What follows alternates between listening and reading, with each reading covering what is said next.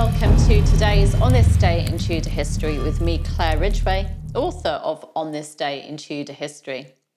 Now today I'm taking you back to that eventful reign of King Henry VIII. For On This Day in Tudor History, the 26th of October 1536, the rebels of the Pilgrimage of Grace halted at Scoresby Leas near Doncaster. There they met crown troops captained by Thomas Howard, 3rd Duke of Norfolk. The rebels were said to number around 30,000, and Norfolk's army was only a fifth of the size. Yet the rebel leader, lawyer Robert Aske, chose to negotiate rather than fight. And a deal was eventually struck. Norfolk and others were able to report to the king on the 28th of October that the lords and gentlemen who went from us yesterday to the commons at Pomfret have returned. They've declared your pardon and dispatched them all to their houses. Chronicler Edward Hall recorded, "Then, by the great wisdom and policy of the said captains, a communication was had, and a pardon of the King's Majesty obtained for all the captains and chief doers of this insurrection.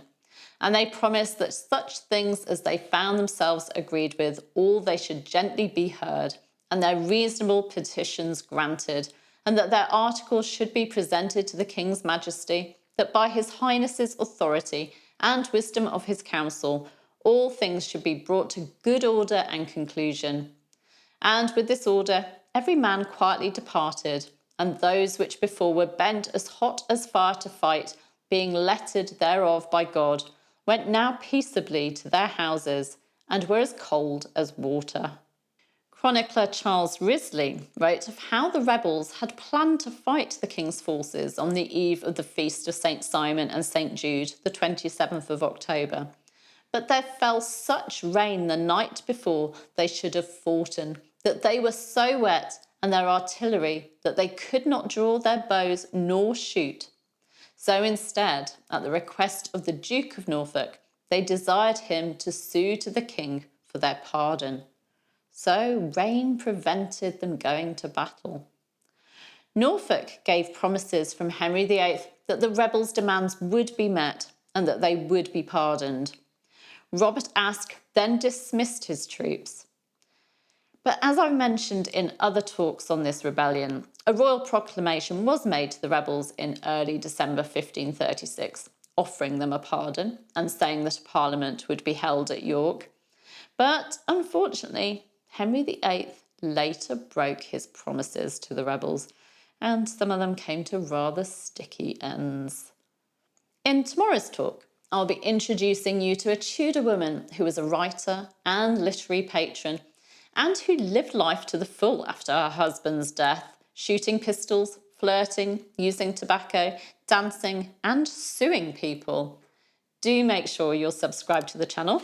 You can hit that button right there, and that you hit the bell to be notified as the videos go live so that you don't miss out on that talk. Also on this day in Tudor history, the 26th of October 1529, Sir Thomas More took his oath as Lord Chancellor, replacing Cardinal Thomas Wolsey, who was charged with Premier.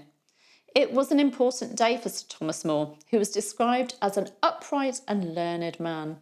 But little did he know that his loyal service to the king would lead to his undoing. You can find out more about this date in 1529 in last year's video. You'll find a link to that in the description, so do check that out. Thank you for joining me today. You can give me a like and leave me a comment, and well, I'll see you soon. Take care. Bye.